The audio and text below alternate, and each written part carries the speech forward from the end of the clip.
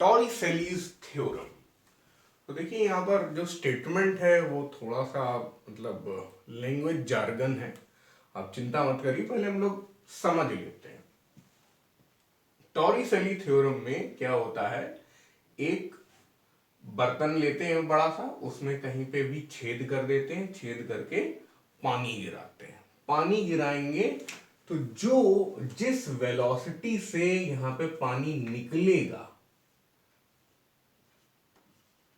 इस वेलोसिटी को हम वेलोसिटी ऑफ इफ्लक्स कहेंगे। इसी वेलोसिटी को हम कैलकुलेट करने की कोशिश कर रहे हैं। तो अब देखिए दो पॉइंट है, एक point A, point B. Point A पे कहीं पे भी जाएं तो प्रेशर बराबर होगा वहां पर, है ना। जो बर्नौली के तीन हेड थे, प्रेशर हेड, वेलोसिटी हेड और ग्रेविटेशनल हेड, उन सब का सम इक्वल होगा। या प्रेशर प्लस जो kinetic energy per unit volume plus potential energy per unit volume same होगा। तो हम लोग प्रेशर और एनर्जी पर यूनिट वॉल्यूम के हिसाब से कर लेंगे। अगर आप भूल गए हैं तो मैं आपको याद दिला देता हूं, P1 plus half rho V1 square plus rho GH1 is equal to P2 plus half rho V2 square plus rho GH2, ऐसा कुछ होता था। तो देखिए ये एटमॉस्फेयर की तरफ इधर से खुला हुआ है और ये वाला एटमॉस्फेयर के लिए इधर से खुला हुआ है, ठीक है। ये लॉजिक हम लोग लगाएंगे। तो ये प्रेशर तो हो गया दोनों तरफ PATM। PATM लिखते ही उड़ा देंगे, ठीक है। अब उसके बाद हाफ रो V1 स्क्वायर, देखिए ये जो लिखा हुआ है पॉइंट ए के लिए है और ये जो लिखा हुआ है ये पॉइंट बी के लिए है। जो लोग ये नहीं समझ पा रहे हैं कि ये कहां से आ गया, मैं उनको लिए बता दूं, बर्नौली थ्योरम इससे आ रहा है, ठीक है। आगे हम लोग एक्स वगैरह ये सब भी निकालेंगे, लेकिन अभी फिलहाल इस इक्वेशन को अप्लाई कर लेते हैं। अब V1 इस पॉइंट पे यार क्या है, इस पॉइंट पे कोई वेलोसिटी नहीं है वाटर। ये मत आप समझिए कि यहां से पानी गिर रहा है तो ये भी नीचे जाने लगेगा, ये बात तो सही है। लेकिन आप मान के चलिए कि बर्तन बहुत बड़ा है और छेद काफी छोटा है, तो इसके पानी निकलने से इस पॉइंट की वेलोसिटी कुछ खास नहीं होगी, तो ये जीरो हो गया। और यहां पे वेलोसिटी ऑफ इफ्लक्स v यही निकालना चाहते हैं हम लोग, हाफ रो v स्क्वायर। अब ध्यान दीजिए रो GH1, ये हाइट जो है h है ना। तो रो g बड़ा h कर दिया हम लोगों ने। अब ये हाइट भाई बेस लाइन तो ये है ना, तो यहां से हाइट लेंगे तो ये हाइट क्या है, बड़ा h माइनस y, तो ये हो गया h माइनस वाई। तो rho g h minus y, ठीक है। अब थोड़ा सा रीअरेंजमेंट कर सकते हैं हम लोग, rho g h half rho v square rho g h minus rho g y. और बढ़िया हो गया, ये भी कट गया, ठीक है। अब इसको इस तरफ ले जाइए, है ना। ये जो लिखा हुआ है इसी को मैं इधर लिख देता हूं, रो जी वाई, इसको इस तरफ ले जाइए, नेगेटिव है, is equal to half rho v square. ये अपना यही बना रहा, रो भी कट गया, यानी कि ये किसी भी लिक्विड के लिए ट्रू हो जाएगा। तो 2GY is equal to v square, v is equal to under root 2GY। ये कुछ कुछ देखा देखा लग रहा है, कैसा देखा देखा लग रहा है, याद करिए कि अगर हम एक बिल्डिंग बना दे छोटी सी, ठीक है, एक मिनट मुझे थोड़ा जगह साफ करने दीजिए, फिर मैं वो बिल्डिंग वाला लॉजिक आपको बताता हूँ। तो जो बिल्डिंग थी जिसकी मैं बात कर रहा था, वो ये जरा सी बिल्डिंग इतनी बस, ठीक है। अपना बर्तन इतना बड़ा है और बिल्डिंग इतनी जरा सी। कोई बात नहीं, हम लोग पुराने कॉन्सेप्ट को यहाँ पर यूज कर रहे हैं। तो अगर बिल्डिंग के टॉप से हम एक स्टोन गिराते हैं या बॉल गिराते हैं, तो नीचे आते आते आते उसकी वेलोसिटी बढ़ती जाएगी just before hitting the ground. अब देखो यार, बिल्डिंग जब इतनी बड़ी तो उसका ग्राउंड यही हो जाएगा। तो just before hitting the ground उसकी वेलोसिटी कितनी होगी?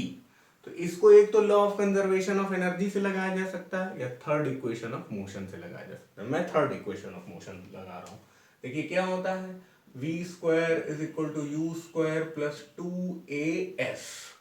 यहाँ पे एक्सेलरेशन कौन दे रहा है? ग्रेविटी दे रहा है। डिस्टेंस कितनी है? डिस्टेंस है height of the building. Height of the building कितनी है? y के बराबर। अब इनिशियल वेलोसिटी जब यहां से गिराया गया था, तब तो ये रेस्ट से गिराया गया था, तो इनिशियल वेलोसिटी क्या हो जाएगी? 0 2 g y। यहां से भी वेलोसिटी कितनी आ गई? √2 g y। जो ये है वही है। कुछ बच्चे ऐसे करेंगे, law of conservation of energy लगाएंगे।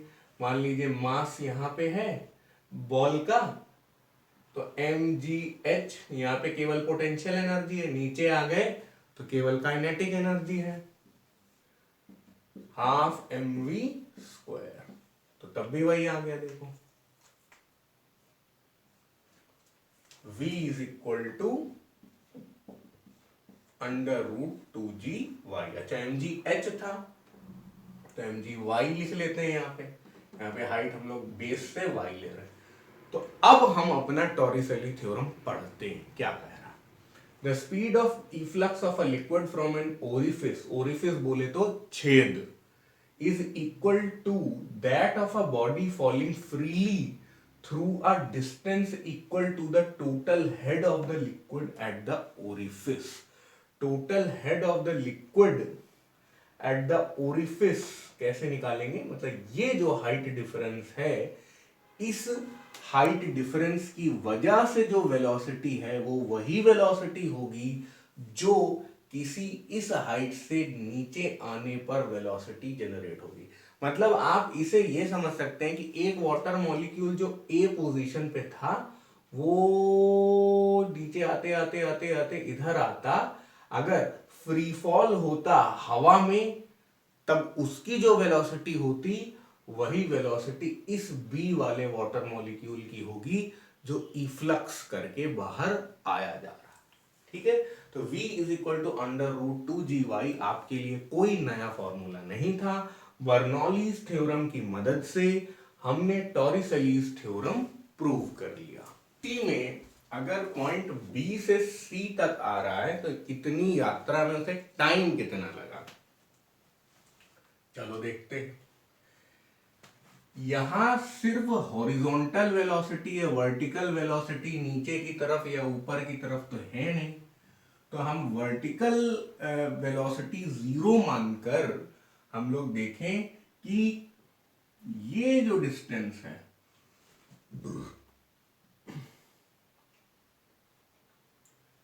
बड़ा H minus y, H minus y उसने कितने टाइम में कवर अप कर लिया? तो देखो यार, ये डिस्टेंस है, S is equal to ut plus half AT² होगा। सारा मामला y डायरेक्शन में है ना? तो y डायरेक्शन में S क्या है? H minus y. y direction में वेलोसिटी जो है, वर्टिकल डायरेक्शन में वेलोसिटी ऊपर या नीचे सब कुछ जीरो ही है। हाफ एक्सेलरेशन क्या है? ग्रेविटी है, g ले ले हाफ GT²। तो टाइम अगर हमें निकालना है तो 2 times H minus y divided by G, ये T² के बराबर हो गया। T बहुत ज्यादा सुंदर नहीं आया अपना, 2 times H minus y divided by G ऐसा है।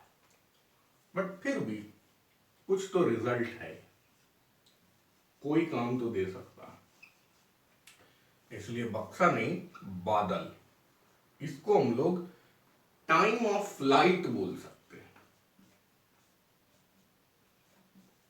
मतलब कि अगर कोई वाटर मॉलिक्यूल यहां से निकला होगा या सेट ऑफ वाटर मॉलिक्यूल्स यहां से निकले होंगे और वो पूरा टीम बना के यहाँ गिरे, तो यहां से लेके यहां तक गिरने में टाइम कितना लगा।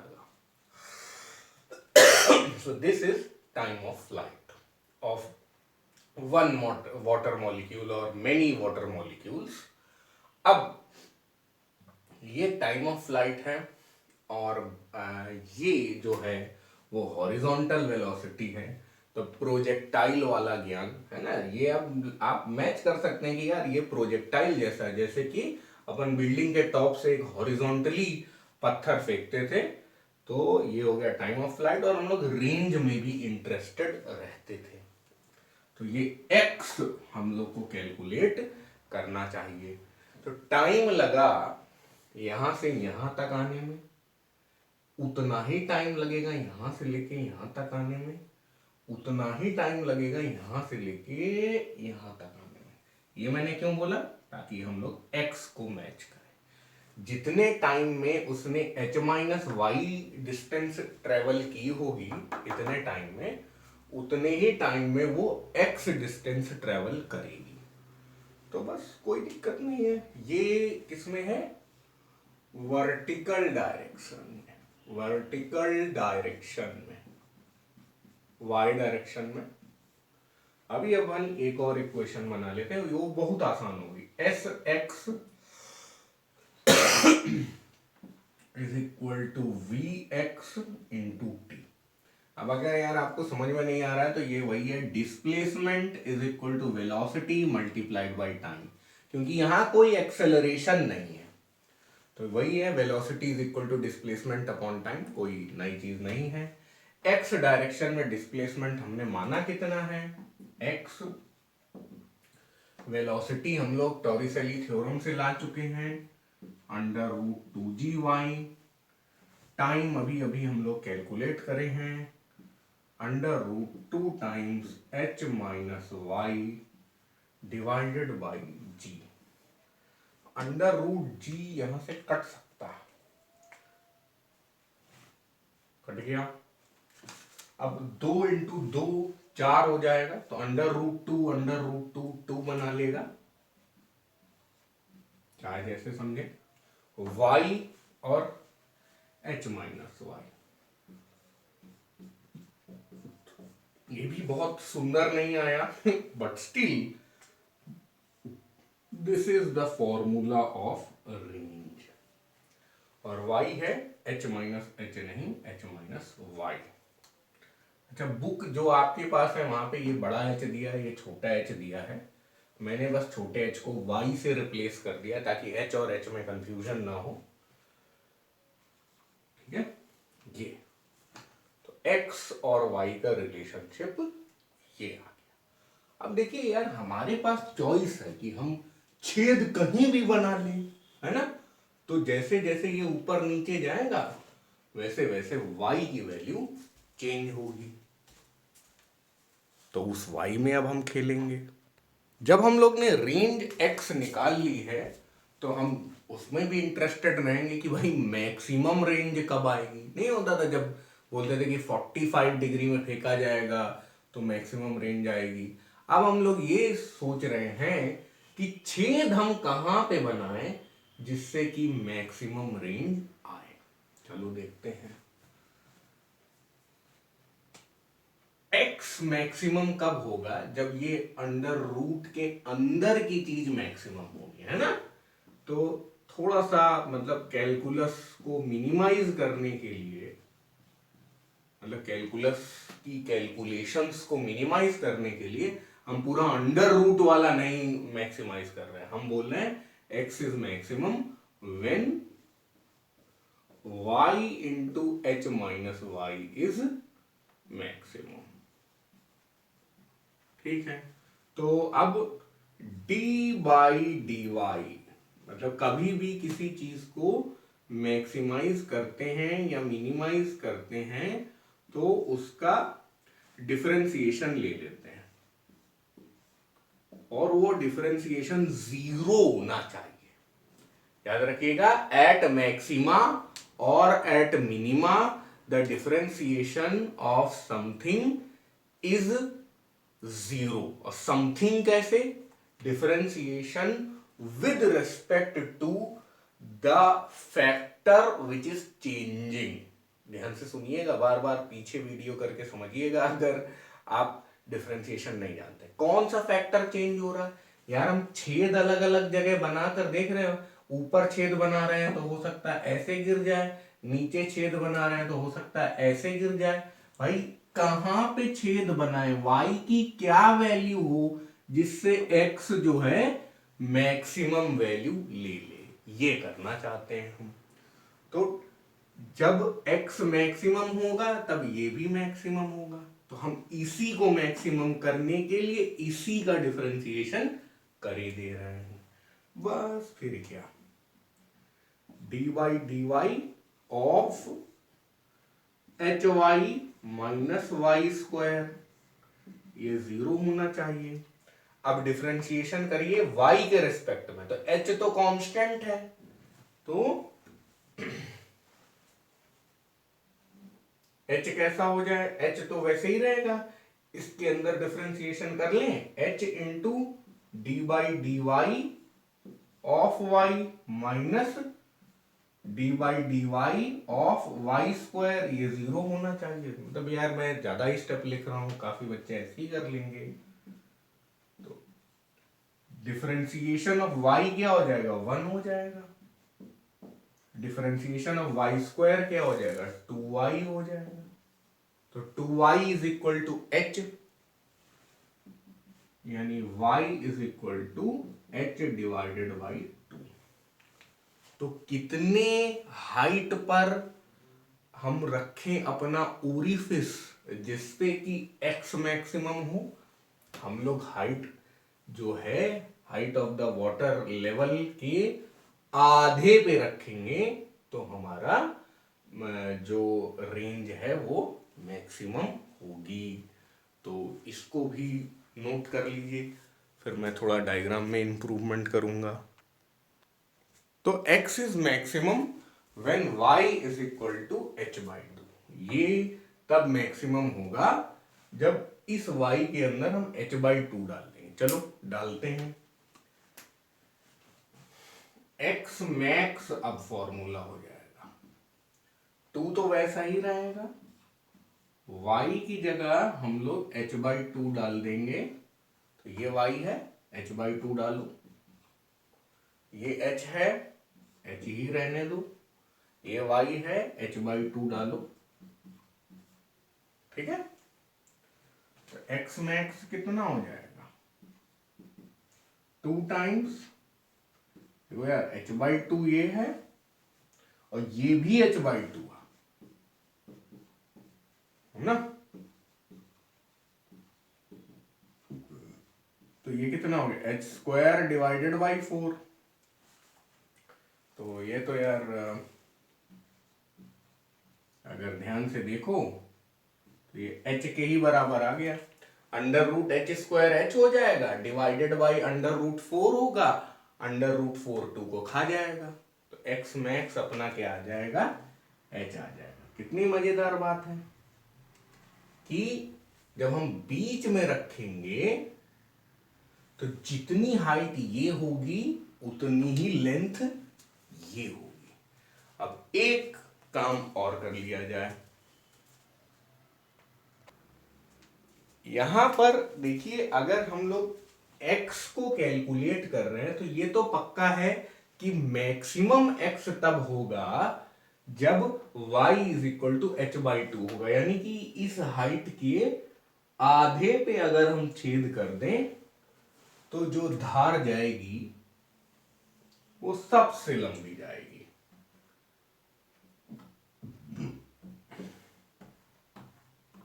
So this is the longest range। तो यानी कि सबसे छोटी कब जाएगी, चलो देखते हैं। जब हम y को 0 कर दें तो सबसे छोटी जाएगी, और सबसे छोटी कैसे जाएगी, यहां से निकलेगी और x 0 हो जाएगा। y को आप 0 रख दें, यानी टॉप से यहीं छेद कर दें, जो वाटर का लेवल है वहीं छेद कर दें, तो पानी से चिपक कर चला जाएगा, जैसा रिसने में पानी रिसता जाएगा ऐसा लगेगा। और अगर हम यहां छेद कर दें, तब देखिए अगर यहां छेद कर दिया तो y इज इक्वल टू किसके बराबर है, h के ही बराबर है। तो y is equal to h कर दी तो h माइनस h 0 हो जाएगा, तब भी x 0 होगा। तो अगर हम यहां छेद करें चाहे यहां छेद करें, दोनों बार रिस के ही पानी निकल जाएगा, there will be no horizontal range. तो अब देखते हैं, मान लीजिए कि हम यहां पर y को बढ़ाकर h/4 कर देते हैं, मतलब h ये है, h/2 ये है, ये जो लेवल था ये h/2 वाला था, और इसका भी आधा हम लोग h/4 कर दें। तो देखिए y is equal to h/4 करो तो x इज इक्वल टू कितना आ जाएगा, 2 times h/4, h minus h/4 क्या हो जाएगा, 3h/4, है ना। तो ये कुछ ऐसा आ जाएगा, 2 टाइम्स 3h√3h², 4 इंटू 4 यानी कि केवल 4, तो x को हम लोग लिख सकते हैं √3/4h, 2 काट देगा इसे तो √3/2h, ठीक है ना। यानी कि ये ऐसा कुछ आ जाएगा। पूरे h के बराबर तो नहीं होगा, ये याद है आपको मैक्सिमम x मैक्स कितना था, अगर ये h है तो ये भी h है, ठीक है। तो अगर यहां से गिरेगा तो ये थोड़ा पहले गिर जाएगा, कितनी दूरी पे, √3/2h पे। और मजेदार बात यह है कि ऊपर से h/4 डेप्थ पे आए आप तब भी वही काम होगा, और नीचे से h/4 डेप्थ पे आए तब भी वही काम होगा। देखना नीचे से h/4 का क्या मतलब हुआ, y हम नाप रहे हैं तो y कितना होगा, 3h/4। तो इस पॉइंट के लिए अगर हम यहां छेद कर देते हैं या यहां छेद कर देते हैं, इस वाले में क्या होगा, y is equal to 3h/4, यहां 3h/4 रख देंगे, और h माइनस 3h/4 कितना हो जाएगा, चलो कर देते हैं यार, x is equal to 2 times, इस वाले केस में ये चल रहा था, अब इस वाले केस में क्या होगा, y की जगह हमने रख दिया 3 times h/4, h minus 3h/4, तो 3 times h/4 into h/4 under root, बाहर 2 गार्ड कर रहा है, और आप देखिए जो ये लिखा है वही तो ये लिखा है, तो फिर से आपका x यही आ जाएगा। तो यानी कि इधर छेद करें तब भी ये धारा यहीं गिर जाएगी, और इधर छेद करें ये तब भी यहीं, थोड़ा ऊपर नहीं जाएगी, तब भी ये यहीं गिर जाएगी। अब आप और कहीं छेद करेंगे तो मतलब जितना ऊपर से नीचे आएंगे उतना ही नीचे से ऊपर छेद करें तो वो सेम जगह पे गिरेंगी। ये बहुत ही मजेदार है, और भी धाराएं अब हम लोग यहां पे बना लेते हैं। तो हमने क्या सीखा कि भाई अगर इसकी हाइट h है